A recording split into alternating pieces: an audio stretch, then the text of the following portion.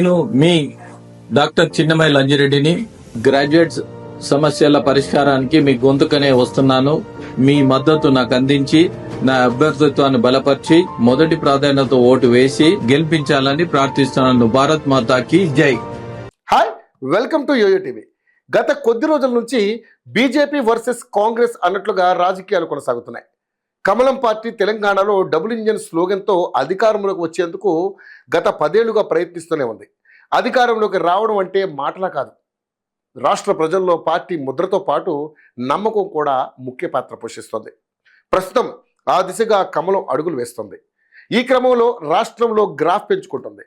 Ground level నుంచి బీజేపీని లేపే ప్రయత్నం చేస్తుంది. ప్రస్తుతం ప్రభుత్వంపై వారుకు దిగుతోంది.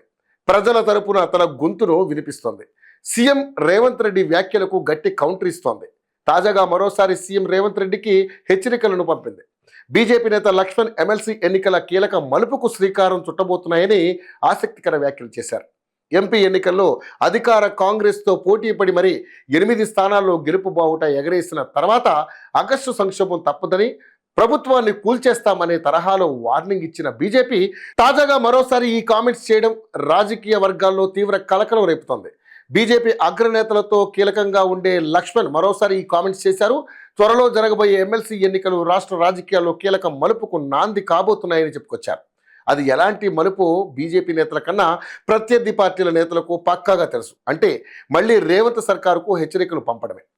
ఉమ్మడి కరీంనగర్, మెదక్, ఆదిలాబాద్, నిజామాబాద్ పట్టభద్రుల ఉపాధ్యాయ ఎమ్మెల్సీ, అలాగే వరంగల్, ఖమ్మం, నల్గొండ ఉమ్మడి జిల్లాల ఉపాధ్యాయ ఎమ్మెల్సీ ఎన్నికల్లో గెలిచేందుకు బీజేపీ శాయశక్తులా ప్రయత్నిస్తోంది.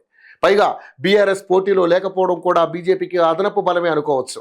ఇప్పటికే వరుసగా ఆయా రాష్ట్రాల ఎన్నికల్లో గెలుపు, ఇప్పుడు తెలంగాణలో ఎమ్మెల్సీ ఎన్నికల్లో గెలిస్తే బీజేపీకి పట్టపగ్గాలు లేకుండా పోవడం ఖాయం. ఎంపీ ఎన్నికల్లో వచ్చిన గెలుపు కిక్కును బీజేపీ సరిగా క్యాష్ చేసుకోలేదనే కంప్లైంట్ ఆ పార్టీపై ఉంది.